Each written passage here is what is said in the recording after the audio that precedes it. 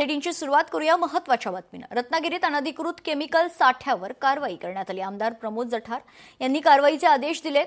धामणदेवीतील chemical साठ्यावर आता आमदार आक्रमक झाल्याचं पाहायला मिळतंय।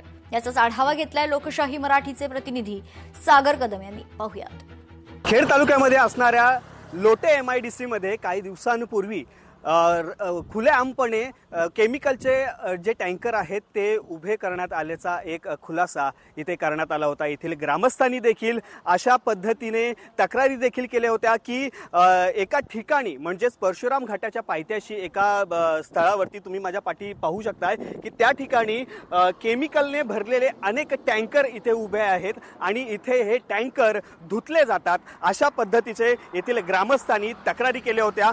कारण या ठिकाणी अशा कोणत्याही पद्धतीने साठा करणे किंवा टँकर उभे करणे किंवा ते धुणे हे MIDC कडून कोणत्याही पद्धतीचा याला परवानगी नाहीये।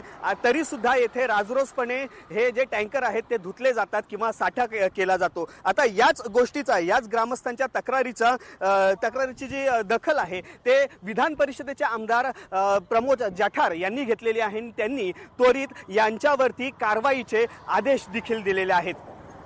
आता हे यांच्यावरती कारवाई कशा पद्धतीने होणार, हे जे साठा केलेला आहे किंवा हे टँकर उभे असतात किंवा हे टँकर अनधिकृतपणे धुणे हा जो प्रकार चालू आहे यांच्यावरती कशा पद्धतीने कारवाई होते हे पाहणं आता औत्सुक्याचं ठरणार आहे।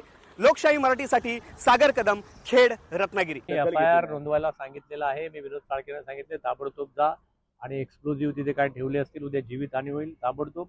हे सगळं पोलिसांची जबाबदारी आहे। मी SPंशी बोलतो, आपण जाऊन ताबडतोब त्या ठिकाणी ह्याला सूचना द्या पोलीस यंत्रणेला, त्याच्यावरती कारवाई जर अडचणीत चुकीचं असेल योग्य ती कारवाई केली जाईल। लोकशाही मराठी ऐका, पहा, जागरूक रहा।